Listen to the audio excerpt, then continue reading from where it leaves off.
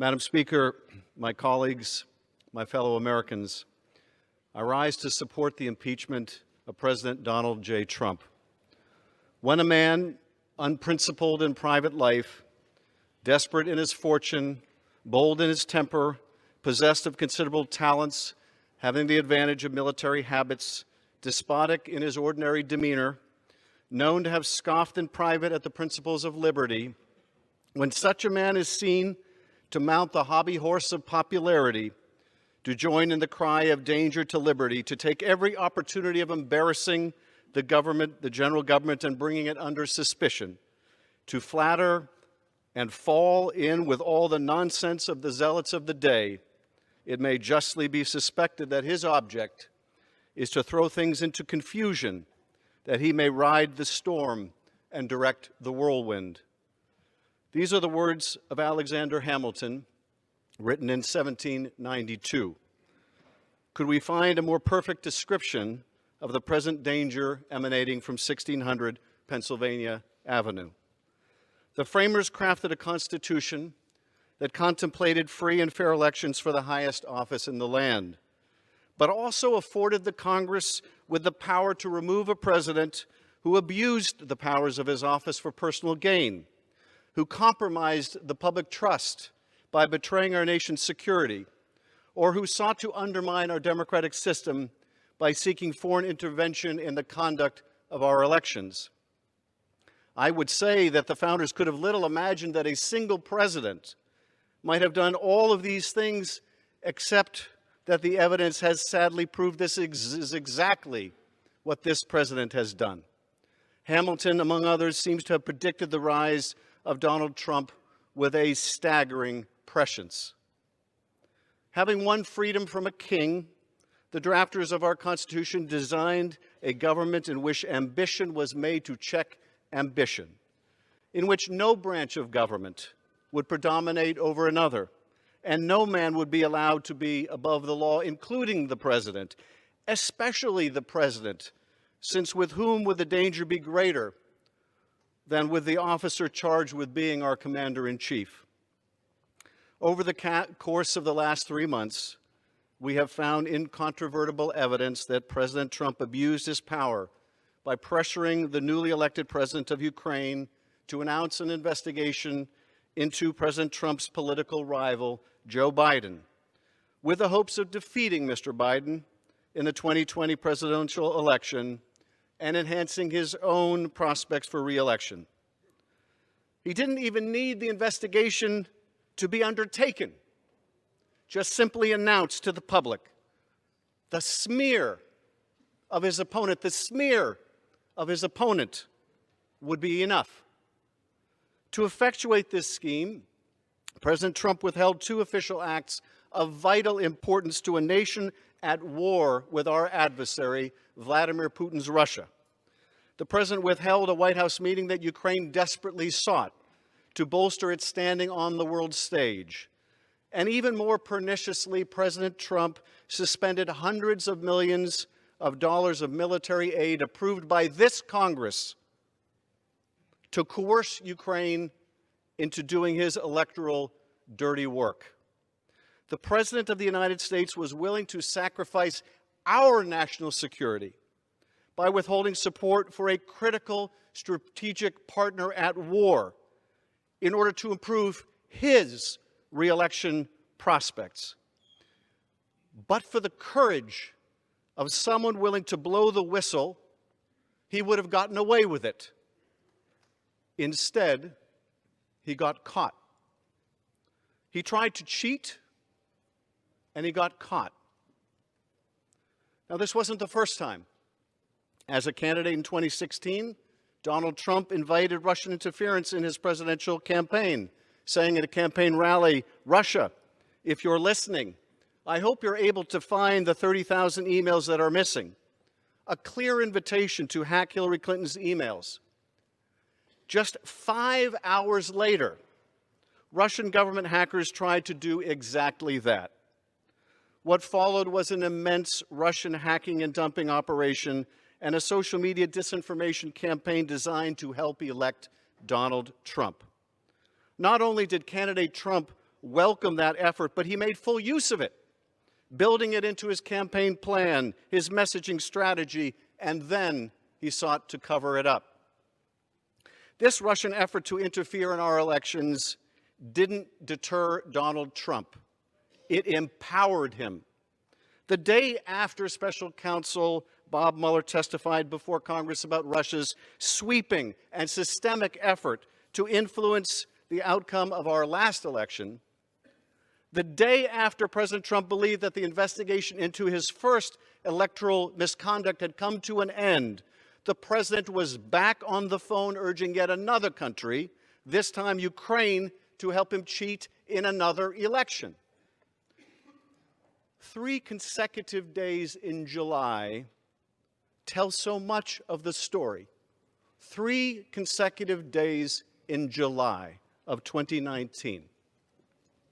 July 24th, the day that Special Counsel Mueller testified before Congress, and President Trump thought he was finally in the clear.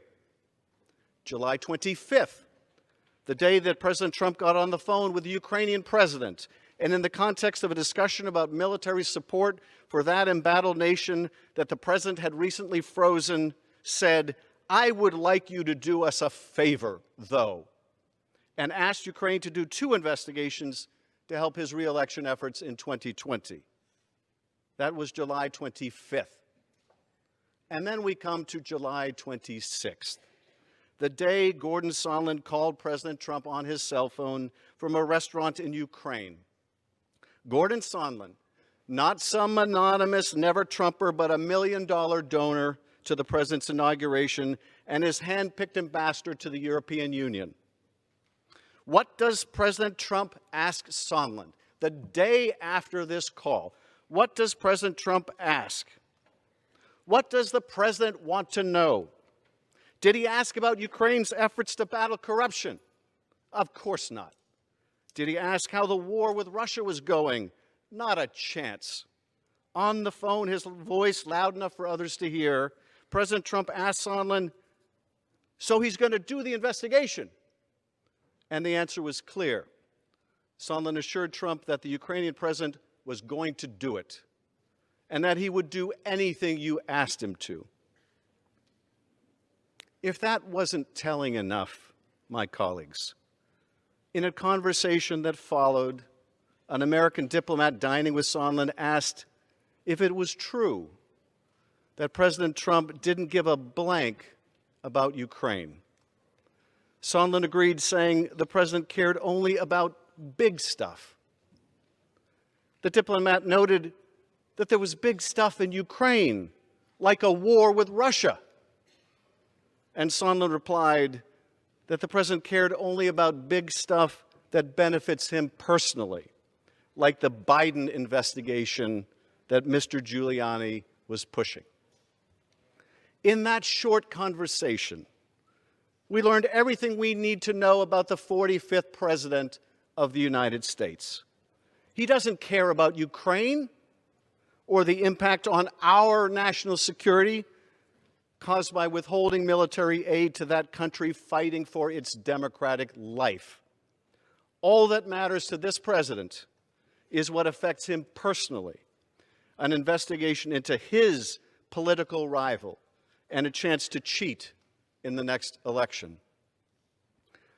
As Professor Gerhardt testified before the Judiciary Committee 2 weeks ago, if what we're talking about is not impeachable, then nothing is impeachable. Even as this body uncovered the facts of this Ukraine scheme, even as we opened an impeachment inquiry, even as we gathered evidence, President Trump continued his efforts to seek foreign help in the next election. Well, I would think, he said from the White House lawn on October 3rd, that if they're being honest about it, they'd start a major investigation into the Bidens. It's a very simple answer, he said. And he made it clear it's an open invitation to other nations as well, saying China should start an investigation into the Bidens too. President Trump sent his chief of staff to the White House podium, and he told the world that, of course, they had linked aid to investigations. and that we should just get over it. And even as these articles have made their way to this House floor, the President's personal attorney has continued pursuing these sham investigations on behalf of his client, the President. The President and his men plot on. The danger persists. The risk is real. Our democracy is at peril. But we are not without a remedy prescribed by the founders for just these circumstances: impeachment. The only question is, will we use it? Or have we fallen prey to another evil that the founders forewarned: the excess of factionalism, the elevation of party over country? Many of my colleagues appeared to have made their choice to protect the President, to enable him to be above the law, to empower this President to cheat again, as long as it is in the service of their party and their power. They've made their choice, despite this President and the White House stonewalling every subpoena, every request for witnesses and testimony from this co-equal branch of government. They have made their choice, knowing that to allow this president to obstruct Congress will empower him and any other president that follows to be as corrupt, as negligent, or as abusive of the power of the presidency as they choose. They have made their choice, and I believe they will rue the day that they did. When Donald J. Trump was sworn in on January 20th, 2017, he repeated these words: "I do solemnly swear that I will faithfully execute the office of the President of the United States and will, to the best of my ability, preserve, protect, and defend the Constitution of the United States." Has he lived up to that sacred obligation? Has he honored his oath of office? Has he preserved, protected, and defended the Constitution of the United States? The uncontested evidence provides the simple yet tragic answer: he has not. In America, no one is above the law. Donald J. Trump sacrificed our national security in an effort to cheat in the next election. And for that, and his continued efforts to seek foreign interference in our elections, he must be impeached.